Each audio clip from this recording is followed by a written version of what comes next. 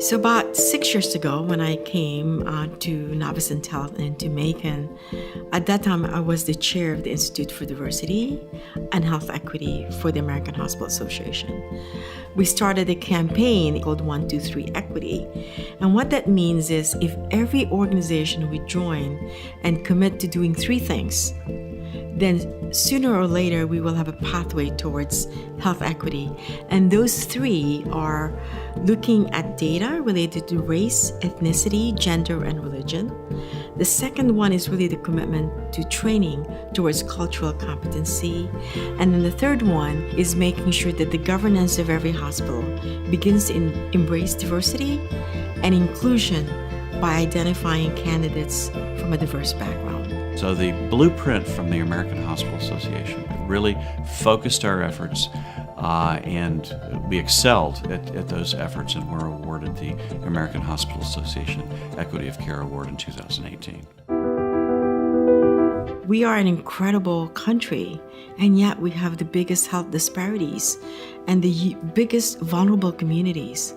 So what we've created is an environment where some people can have the best of care and some people don't even know where to get care. Until you know the root cause, it's really hard to have measurable steps. So we had to take a step back and look at the data. There are certain diagnoses where there's incredible disparities. Most of it are driven by the social determinants of care. So when we looked at three diagnoses, chronic obstructive pulmonary disease, congestive heart failure, and diabetes, what we found is that the outcome of care for the Caucasian population is a lot better than the African American population. It's all about what is imperative in the outpatient arena. And these are the social determinants, things like access to food, the correct diets, things like adherence to medication regimens, health literacy, does the patient understand the importance of lifestyle changes? Behavioral health has a major impact, substance use does as well, housing insecurity.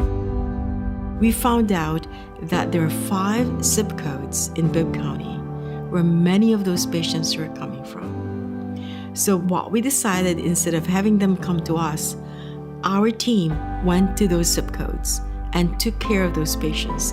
In 5 months, the disparity between Caucasian and African American in chronic obstructive pulmonary disease was eliminated. Overall, our readmissions went down, but in particular in 2016, the disparity between the African American male had resolved. It was initially 19%, now it had gotten down to as low as 6%. So we had programs that focused in diabetes, heart failure, and chronic obstructive pulmonary disease that influenced those social determinants in a positive way. And as a result, we have prevented the avoidable admissions and prevented readmissions to a great extent. I think for the patients, knowing that someone cares about them, they are more likely to reach out and ask for help before it gets to those really difficult points and they're constantly being readmitted.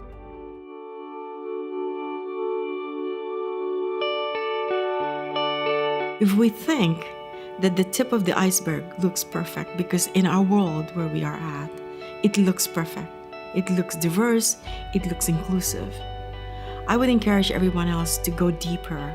Health disparities are more than just poor care for Black people. It involves many vulnerable populations. It can be the elderly. It can be people from certain socioeconomic classes. It can be people from rural areas. We excelled in understanding and then resolving these disparities. However, we couldn't have done it without having an active cultural competency program. To have a diverse workforce is critically important as well, and that goes right through to the bedside and to the patient. So if we can have the convergence and understanding of the conscious bias and the unconscious bias, then things are going to be so much more in the open, because it's the intention inside that drives a lot of the actualization outside.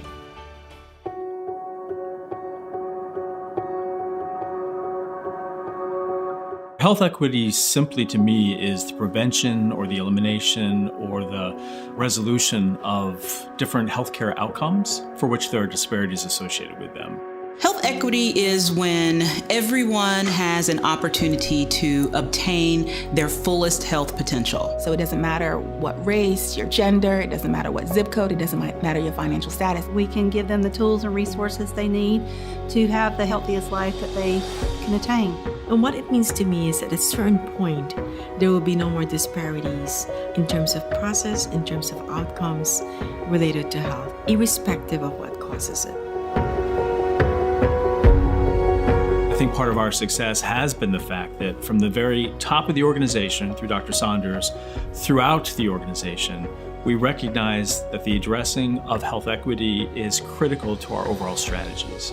So it's not just, again, a passing project or a passing initiative. There are two challenges or opportunities for us. One, to continue to raise the bar, and number two, to be the model for the country. We're only really in the initial phases of this.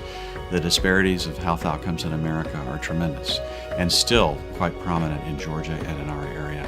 We want the community and the surrounding communities to know that Navicent cares about them, and when we identify a problem, we take steps to solve it. I think we need to be looking not just at the near-term efforts that are going on and the results we could end up getting, but more importantly, what we need to be thinking about is the next generation. It is a very intentional journey, it's a very thoughtful journey, and everywhere you go today, you can feel it. I think we should never stop.